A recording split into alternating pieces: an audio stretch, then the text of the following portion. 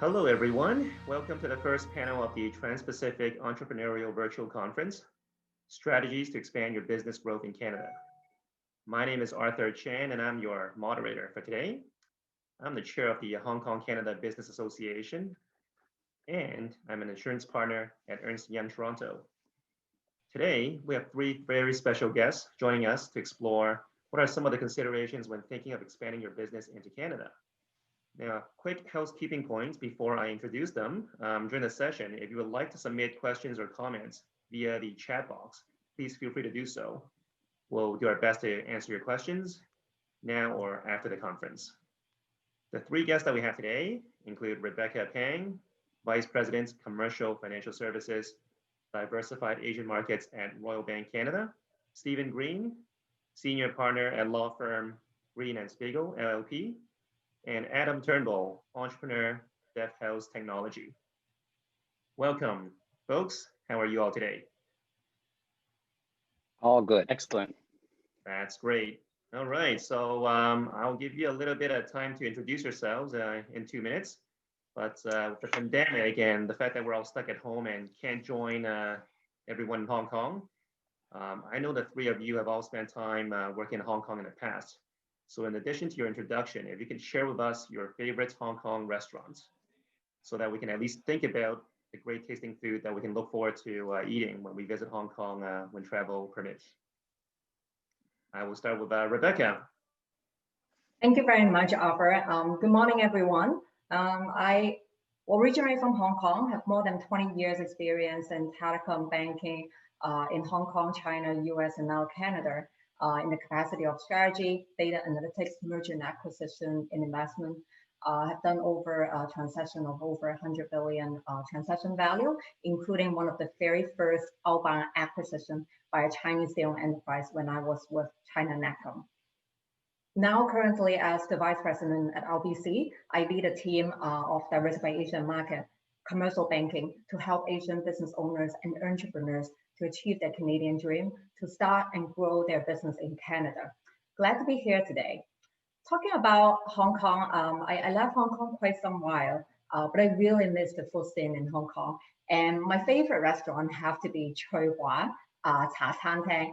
And the one I always went to is in Lan Kwai Fong. The reason why I like about it, I mean, obviously it's not a Michelin star restaurant, but really it represents the spirit of Hong Kong.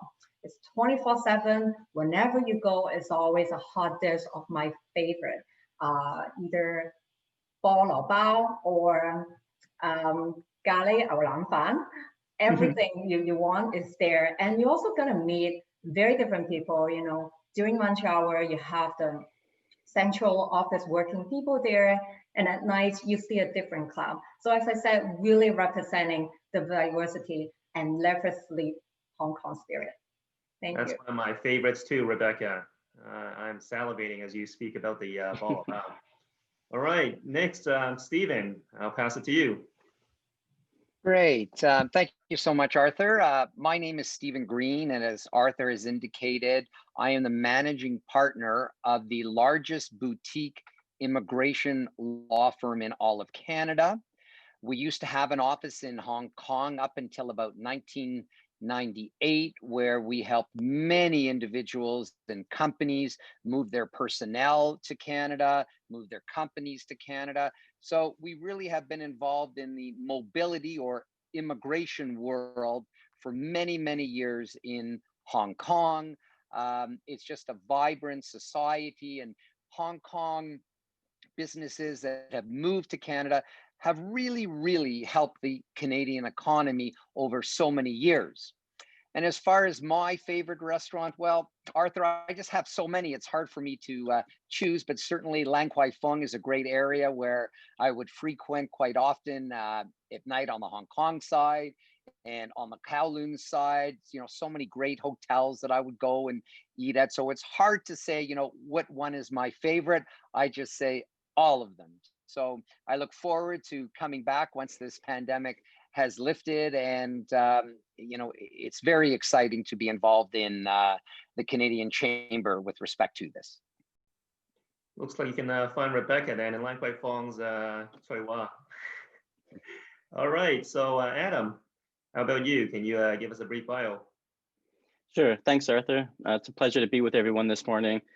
I've actually spent, just to clarify, Arthur, I spent a majority of my career in Asia, in southern China, in Guangzhou, actually. So although I frequented Hong Kong quite often, being in the pre-RD area, my business in Hong Kong was quite limited to the typical sort of holdings and whatnot. So I just want to clarify. But yes, I've lived in Asia for my entire adult life, starting at actually 19 years old.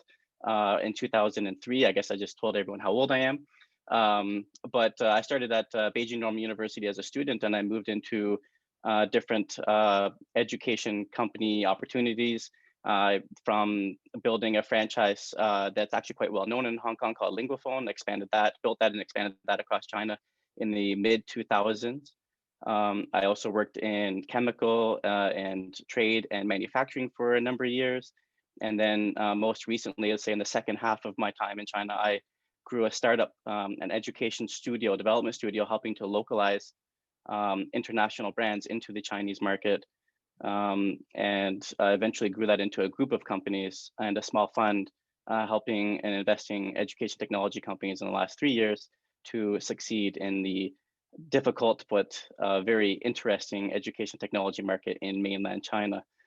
Most recently, a couple of years ago, I was the founding president of the Canadian Chamber of Commerce of PRD. It was a great honor. And just last year, I moved back to Canada, to Ottawa, actually, with my wife and children, and have been doing business on this side for quite some time. So I'm excited to share a little bit about that experience and to be with you guys here today. For a favorite restaurant in Hong Kong, I'm actually, because I was living in Guangzhou on the other side of that border, one of the best things that I like to do in Hong Kong was eat Western food, because in the early 2000s, mid 2000s, the Western food in Guangzhou was not so great. So my favorite restaurant, I'm going to say, is actually Morton's Steakhouse, because not only was it one of the best places to eat in Hong Kong for steak, but it was also, for me, a symbol of being able to survive and thrive in mainland China, to be able to eat there. So that's my choice. Good choice. I like it too. All right. So thanks for the introductions. I'll dive right into the questions then. And with Adam giving us the bio, might as well start with Adam. And as you said, your entire career being in Asia, what learnings did you bring back with you that helped you to start your business in Canada last year? It's a good question, Arthur, and I do appreciate it. Something that I've reflected on both before the move and after the move, because this was, of course, quite a big challenge for me. But really, being in Guangzhou from 2003 through to the Asian Games, with the rapid development that was going on, I think one of the biggest lessons that I did learn was, not to be afraid of new opportunities. That there was a lot of opportunity to do business if you had the right ambition, if you had the right partners. I can't do anything alone, of course. So I think that was a really big one. Another one, of course, in doing business in mainland, is you become a little risk tolerant. And by a little, I mean a lot risk tolerant. And I think that risk tolerance has really set me up for being able to take those risks needed sometimes in business, particularly as an entrepreneur, to really succeed and to be able to bring that experience and that to be brave and to be a part of that, and come back to Canada and really continue to have that character that I learned over all those years. Another big thing I would say that was really useful in my learnings in Asia was I became highly resourceful as an expat. You have to be resourceful as an expat to survive. You have to be very resourceful to thrive and to really succeed. I think that those things are really a great resource to have as a business owner, but also as an employee, especially if you're in a fast-growing or an early-stage company. So I would say that those are some of the most important learnings that I had in my business experience in China. Lastly, I just wanted to say that a lot of people had said that one thing that I would face and what others will face is that your experience in China will not translate to experience the same level or same type of experience that you would have in Canada.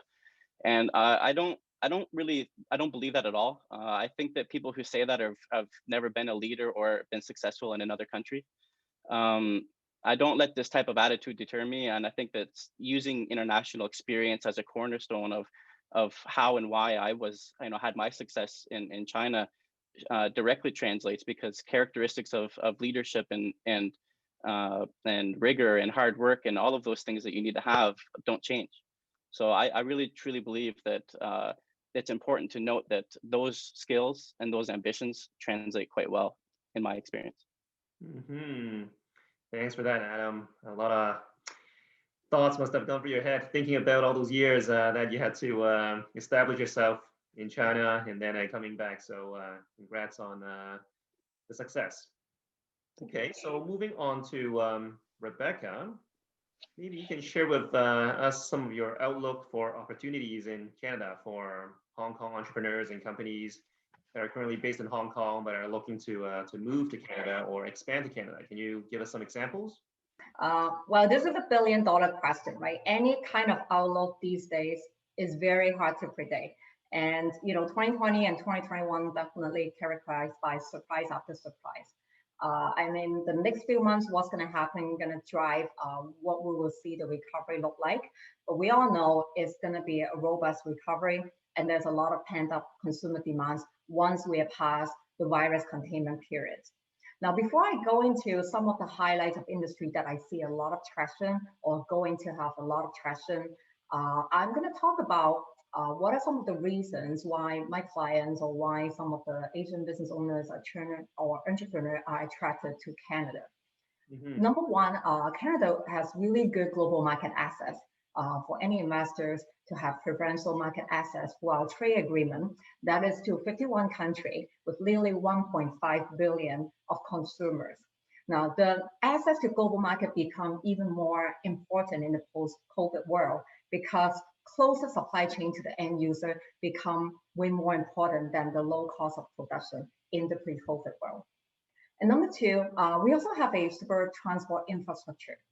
Think about 24 international airport, 17 seaport, and more importantly, we have more than 100 borders crossing to the US. And again, that's the big end user market that we have proximity. And number three, high skilled talent. Canada is the most educated country with more than 60% of the adults going to a post-secondary institution.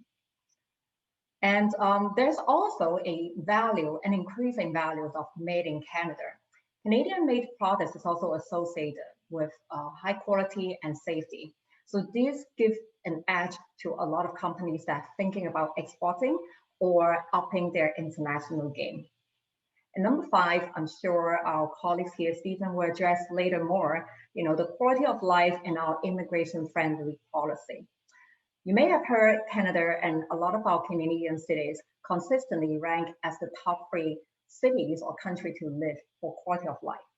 And you may also heard about the latest announcement of Canada's new immigrant policy, which target the highest level ever for immigrants coming to the country.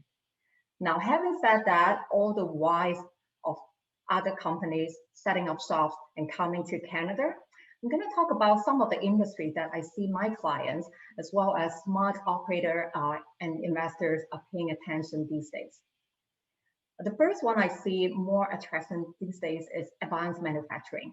This is a high value processes and cover sectors like automotive, chemical, pharmaceutical, or even like high quality garment made in Canada. As I mentioned, global companies are considering bringing production closer to the end user market. And our proximity to the US really provides the geographical strategic advantage. Second sector that I'm seeing more focus these days is the agriculture and agri-food sector. And we very benefit and stand out from abundant supply of natural plants, marine, and animal life in Canada. From farm to shelf, as well as food producer and manufacturer operating in Canada enjoy low cost and as well as accessible market to the US and our advancement in the Canadian agri-technology. Traditionally, seafood has been a very popular subsector within the food industry. But now we also see more interest in the fast-growing plant protein in Canada now. The third one, as Adam touched on earlier, education. Since Canada is one of the most educated countries, and the education institutes here attract more than 700,000 international students. So think about such a great ecosystem it creates for any services or products addressing this big community of international students.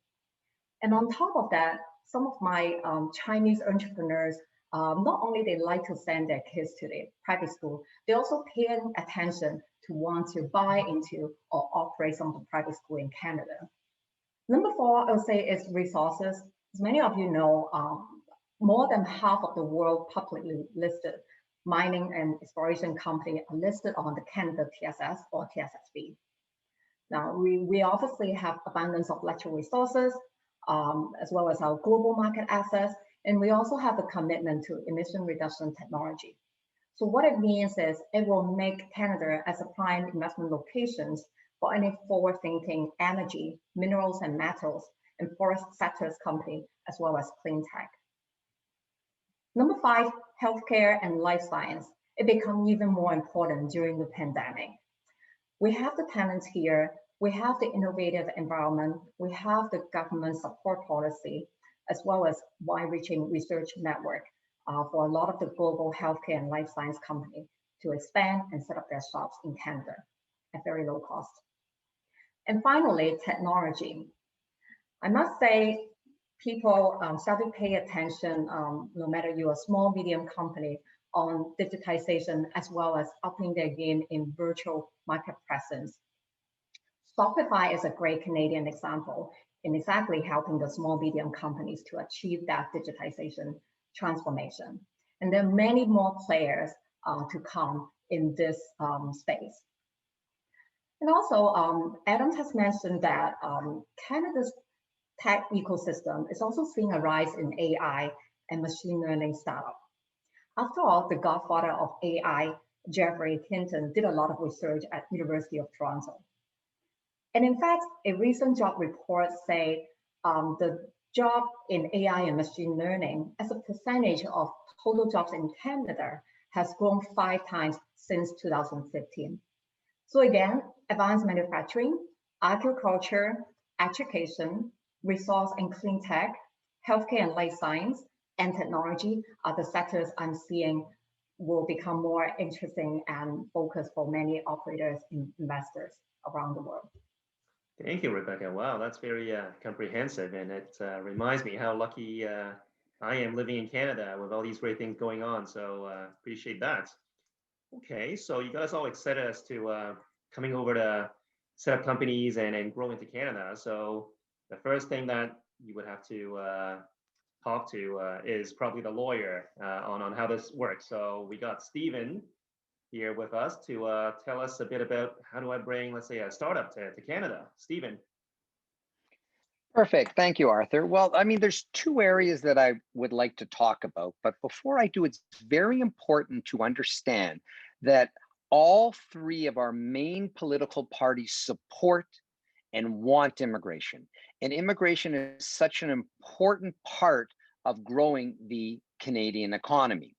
So if I have a business in Hong Kong and I would like to establish a branch or a subsidiary or a division in Canada, the Canadian government understands that and they facilitate that in a very transparent and predictable way, to the point that I can come to Canada, I set up my company, I then determine who is important for me from Hong Kong to come to Canada and help me establish and run my business.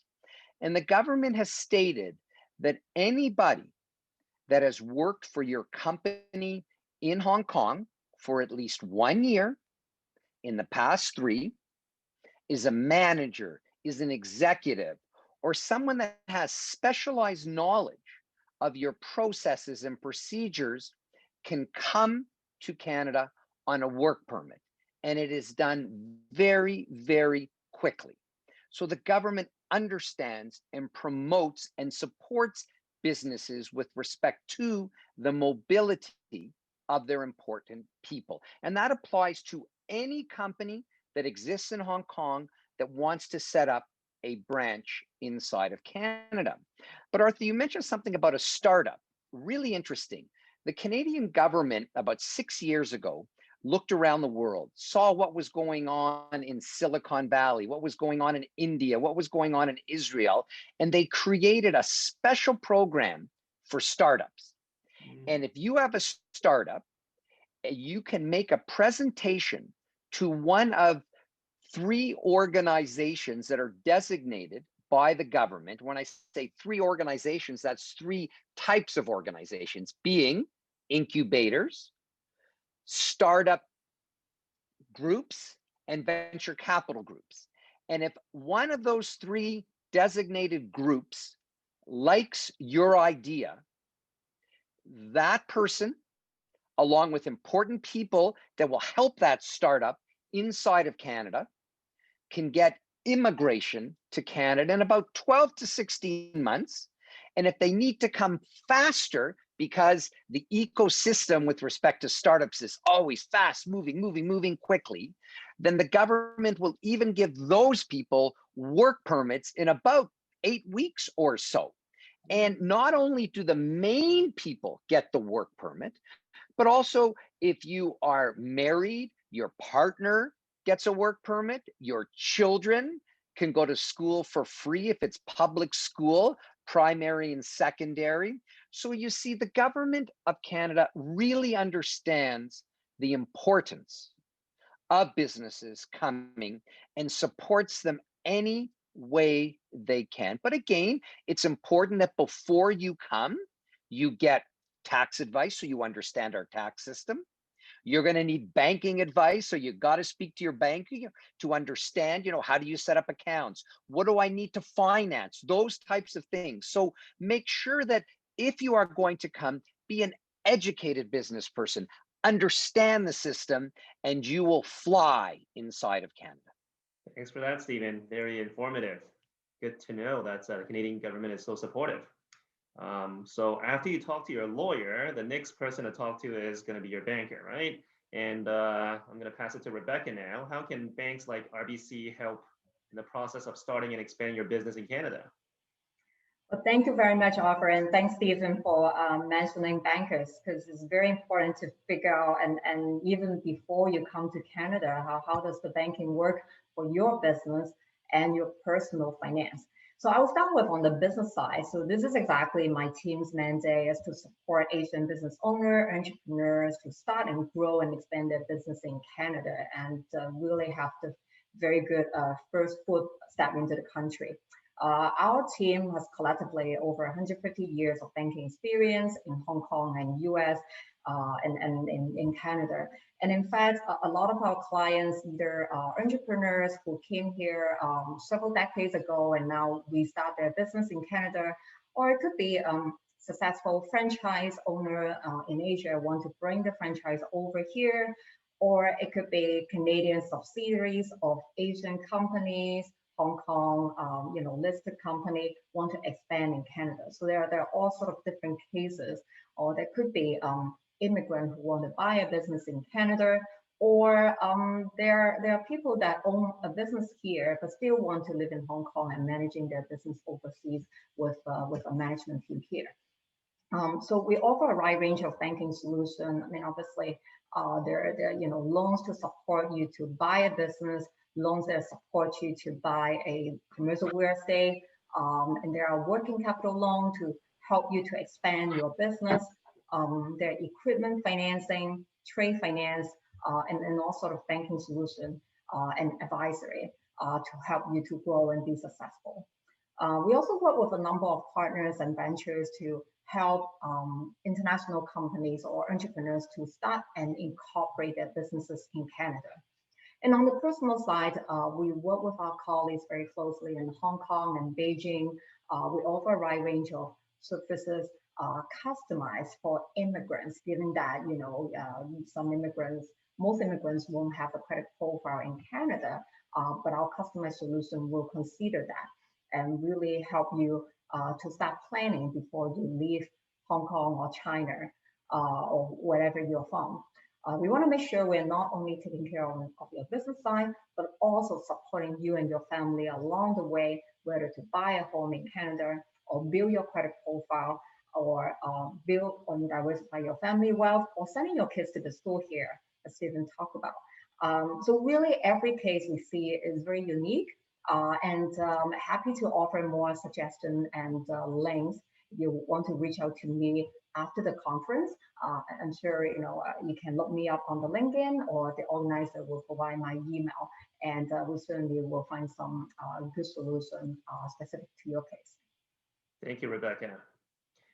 So next, I would like to ask Adam, who just experienced this coming back to Canada. Can you give us some advice for someone that may be considering moving to Canada? How does that feel? And what are some of the examples that you can share with us? Well, I would be lying if I said it wasn't scary. That being said, and it's kind of funny maybe hearing me say that. As I said, I spent my entire adult life in China, and of course I frequented back for vacations almost always in the summer, of course, to Canada. It was a very, very big decision for us. But anyway, I guess, I planned very early. I planned 1 year before the actual move to start to have discussions with my existing business partners. I planned visits back to Canada for example, I spent 6 weeks at one time in Canada in preparation, speaking to the Stevens and the Rebeccas of the world, the bankers and the lawyers to help to guide and provide services, professional services for me and my family. I had 2 different tracks. One was for my business, moving some of my assets, but also in setting up and incorporating and building new partnerships. It took quite some time to go through that process. I had to establish residency early. That was one of the first things that I did, and credit profile, because even though I was born and raised here in Canada, like I said, I didn't actually have a credit profile really at all. And so I had to do that quite early. Those were really the first couple of steps that I took. So planning early is really important, and it does take time. At minimum 6 months, but I would say you really want to be aiming for at least a year ahead of time, if at least in my experience. I utilized a professional and personal network to support me and my family. And although it was quite difficult to spend that much time away from my family, to be in Canada to establish, one of the smartest things that we did as a family was actually plan the timing of our move and for the spring, the early spring. And so this is going to sound maybe a little crazy, but we had decided consciously to move back to Canada in February. And of course, our move happened February of 2020. So there was a lot going on. However, the reason that we decided to move back to February 2020, 6 months before that, was because I knew that if we could come into Canada as a family and we were there at the end of the winter, that it would be exciting for us. And I also knew that as a family, and my wife was born and raised in Guangzhou, had never lived outside of Guangzhou, of course, visited Canada, but never lived outside of Guangzhou before, that it would be tough 3 to 6 months in for all of us, particularly socially, I think for us. And I knew that Canadian summers are really important to be able to go outside, explore, and enjoy all of, some of the fruits of this Canadian nature and outdoor lifestyle. And it really was helpful for us as we went through those months, that 5-6 months sort of into this and going through what we were going through and starting. And my business was growing, which was nice, but it was very busy for us, and the kids were getting used to Canadian lifestyle. A funny story is, of course, we lived in condos in Guangzhou, but when we got our house in Ottawa here, we have a big garage now. And when my kids we first came into the house to move in, I just pushed the garage door opener, and both of my kids, 7 and 3, went, oh, they were so excited by the garage door. They'd never seen it before. That's just some of the cultural, and environmental differences. It's such a basic thing, but it was so funny. So yeah, the timing was important. And now that we're going through this winter together, we're established. I think another really important part for us to, people talk about Canadian winters, especially if you're, Hong Kong, Southern China, Canadian winter cannot, is not always easy. But I always tell people, and what I've been doing with my family is, really exploring outdoor lifestyle, outdoor activities, finding the things that we like as a family. It really makes this part of life in Canada really much more enjoyable. And I think it's quite critical because, one of the main reasons that people like being in Canada is to enjoy outdoor lifestyle, to enjoy nature, and being connected to that, I think, makes a massive difference. And of course, I'm a firm believer that happy life, happy wife, happy family means that you're going to be a better business person. You're going to have a better career, and I think that that's absolutely critical. So, I mean, that's a lot of that's personal, of course, and it's just my experience. But in terms of the business, you do have to plan early. You have to get yourself acquainted. I took a quick course online to learn some of the accounting because I was doing the sort of day-to-day accounting in my own business for the first time, and China always had someone else doing that. So take a course, basic business course to understand some of the accounting requirements in particular. And actually, it's quite important even for personal tax as well. If you have a accountant that can help you with that. But find an accountant that you can trust and that will support you and be there to pick up the phone when you need them. And find a lawyer that's understanding as well, and maybe doesn't bill you all the time. But that's my advice. Thank you. Thanks for that, Adam. And I agree, work-life balance is a very important part of being a successful entrepreneur. Okay, so let's move to Stephen now. And I know, Stephen, you mentioned earlier about transferring of employees.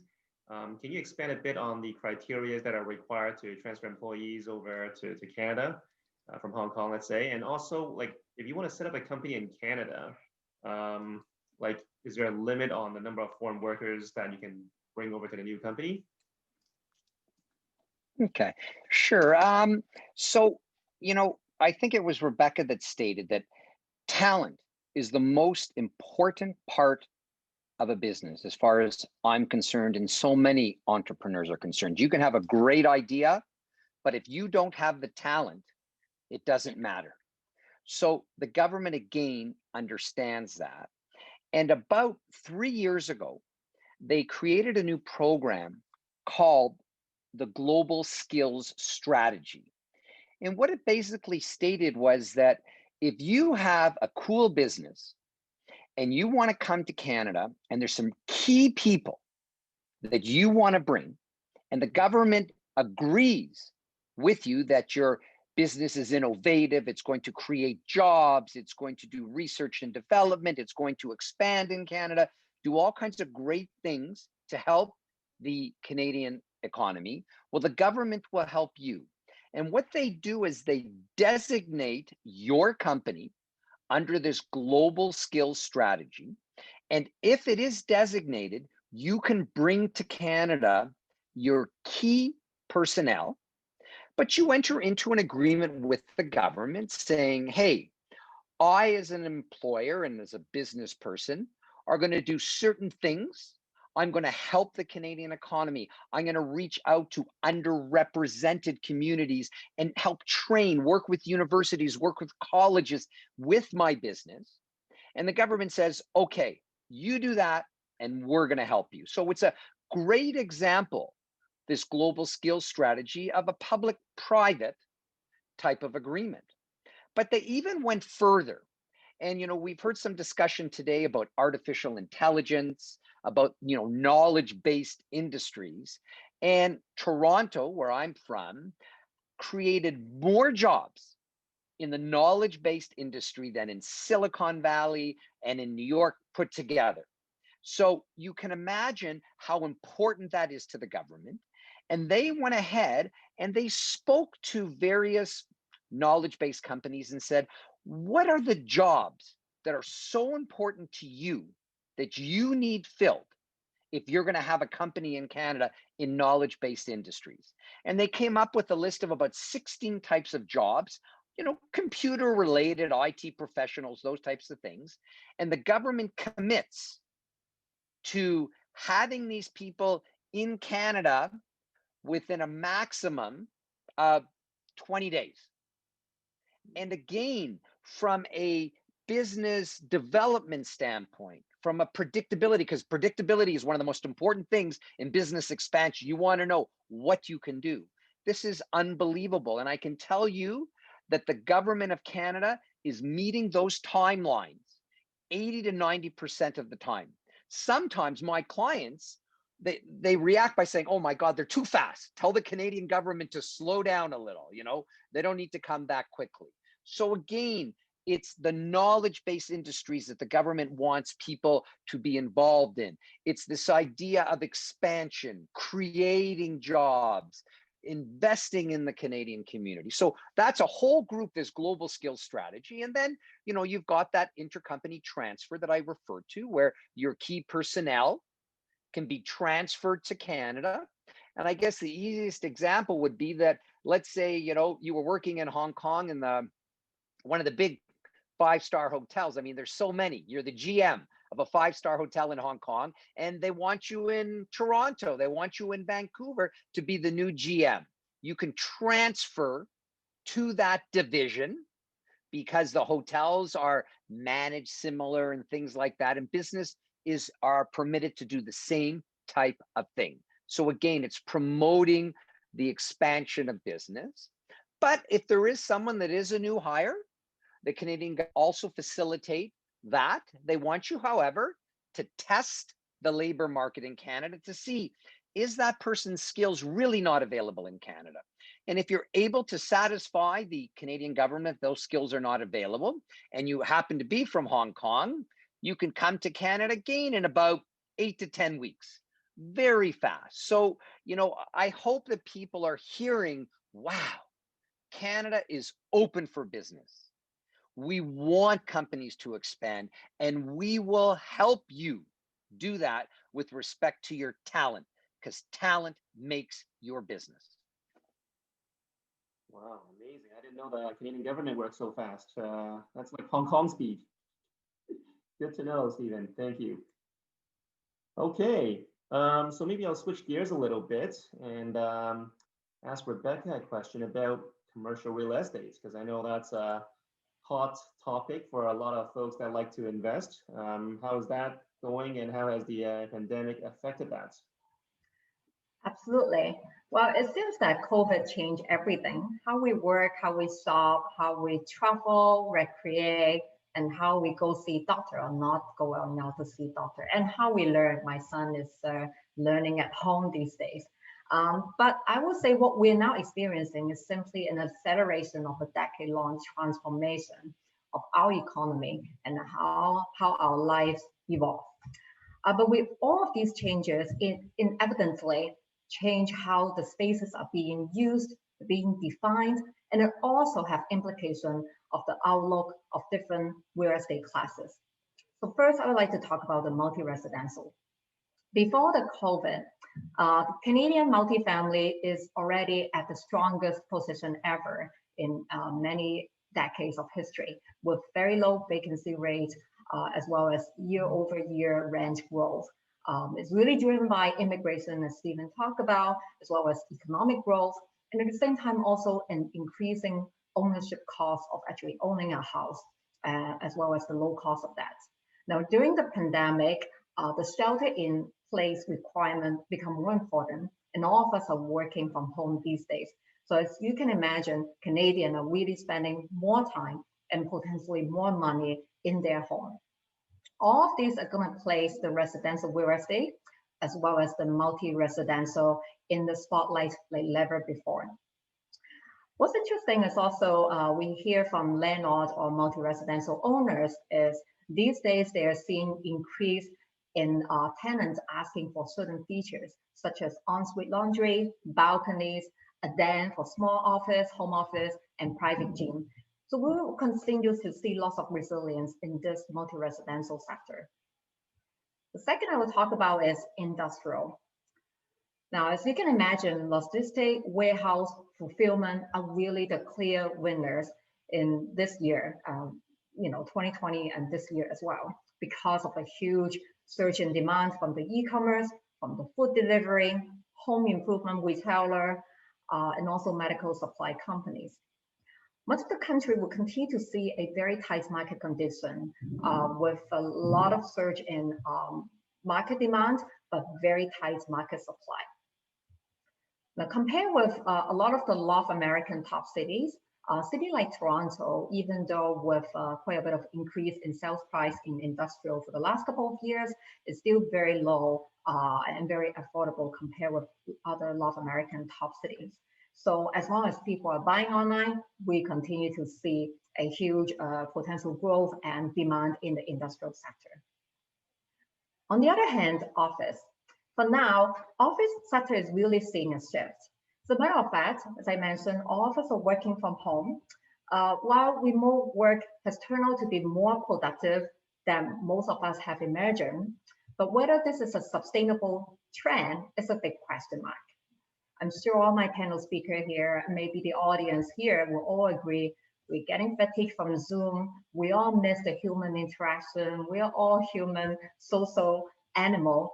And in fact, a lot of the work will be done more productive and effective in person, such as hiring new people, onboarding employee, or training, or developing organizational culture, or the more creative and collaborative work. So even though we are seeing a high vacancy at this moment, but in the future, we do see there's still demand for people working in the office setting. And quite ironically, we're seeing a lot of the big tech companies expanding and renting more spaces in top cities like Toronto and New York. For example, Amazon, Apple, and Facebook has just added 1.6 million square feet real estate footprints in New York City in 2020. And Facebook purchased a 400,000 square feet campus in Seattle. And they also, Amazon also adds another big downtown space in Toronto. Lastly, retail sector. You don't need me to tell you, there's a lot of sensational headlines saying the death of retail. But I would just say the COVID really accelerates some of the transformation, as I talk about, that has been underway in the last decade. Traditional shopping malls and retail space definitely will need to evolve or reimagine. Some could be trying to make it more as a gathering place or converting it to a mixed-use properties using some of the space for either ghost kitchen that become very popular these days, warehousing, distribution, or fulfillment, including last mile delivery. So this is a sector that really requires a lot of the reimagination for it to survive. So these are the overall of the major categories. As I mentioned, spaces use will continue to evolve, and the COVID has just accelerated some of the changes that we have seen starting for the last decade. Okay, so looking at our clock, looks like we are nearing our time, but I want to fit in one more question from Adam, because Adam's been telling us about how he has moved over, but I really want to know, what are some of the driving forces in making the decision for your family to move from China to Canada? Can you share a bit about that? Because I know you were at a career high in Asia. It's been quite a journey, and as I said earlier, I would be lying if I said it wasn't something that we were worried about when we made this transition. That being said, largely our decision was actually personal and utilitarian in nature, and it's going to sound very familiar for anyone that looks at immigration into Canada, because for us, for all intents and purposes, really was very similar. Even though, again, I was born and raised here. My wife was born and raised in Guangzhou. I spent my entire adult life there, as I mentioned earlier. We have roots in Guangzhou, including property, businesses. But one of the key elements that we kind of came to realize was that in order to really be able to, and of course, children is what changes your lifestyle and how your outlook on everything. One of the things that we came to kind of realize was that in order to give our kids, the next generation, the most opportunity, we needed to establish a foundation in Canada. Even though, you know, our kids were, you know, dual citizen unofficially with Canada and mainland China. So that wasn't really the issue. The main thing is we wanted to be able to establish property. We wanted to be able to establish business assets in Canada, and to really allow that next generation, our next generation, to have a choice. You can be in Guangzhou, you can be in China, or you can be in Canada. It's up to you. You can go to university in either of these countries, and we've established this network. We've established this foundation for you, and so that's not unlike a lot of people's stories when they look at you know, immigrating to Canada, is to be able to expand that. And you know, that really we felt very strongly that starting that now, as with the age of the kids, with where we were with our careers, that it would be a good time to take advantage of some of the more recent sort of growth that I had in my career, and be able to take that and translate and transfer those skills and that confidence, if you will, and grow business here in Canada. And so far, I would say, you know, we've been very, very fortunate, and you know, we're very blessed in many ways. And it's been a journey. It's made us stronger. It's challenged us. It's made us stronger as a family and individually. As an example, you know, when we were used to a very certain lifestyle in China. You know, we never had to cook, as an example, right? Whether it be through help or through my mother-in-law, you know, it was never a thing that we had to do. But when we came here, we were, you know, by ourselves for the first time. And you know, really, my wife and I bonded a lot more over, you know, and going through those challenges together, and watching the kids, you know, kind of shift. Now, one of the bigger challenges that we had in this was language and culture for the kids. We feel it's very important that that they're gonna be fluent in well, for us, it's actually Cantonese and English more so, because it's the cultures of our families. But of course, Mandarin is very useful. So, you know, kind of managing that and those expectations. But these are all very typical scenarios, I think, that a lot of people would consider. And I think it's a worthwhile one. And I think, honestly, being able to set a foundation in Canada and having the footprint back in Hong Kong or in mainland really is something that is that offers a lot of freedom ultimately. And that's why we decided to do this at this time. So. All right. Okay. So I think that pretty much wraps up our session for today. I think we're right there on time. So, okay. So we got a question that came in from the audience through the chat box, and it's for Stephen. If you have capital and are willing to invest in Canada, is that a path to Canadian immigration? Stephen?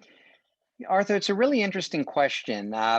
The Canadian government has permitted the provinces in Canada, if they choose, to offer special programs for entrepreneurs that want to come, invest in the province, and then they provide them with a work permit and then a pathway to immigration. But it's very important to understand that you must really do your research into determining what is the best pathway to go through with respect to getting immigration through some type of financial investment in Canada. Some investments are not permissible at all. So it's very important to get some advice and see what is the proper pathway for you. And again, the government wants to make sure that your idea is great. They want to look at your background. And then if they feel that your idea is good, your background will support the establishment of this business, then you may be able to find a pathway to get a work permit and then immigration to Canada. Okay, so I think that wraps up our session. Thank you so much for all our attendees participating today. Really appreciate your time. If any of you would like to connect with myself or any of our speakers today, please feel free to do so via the LinkedIn profiles on the PanCham HK event page. attendees, you should have been sent a list of all those attending the conference in order that you can connect with each other as well. So we have a great lineup of other conversations coming up. So do stay tuned and enjoy the rest of the conference. Thank you.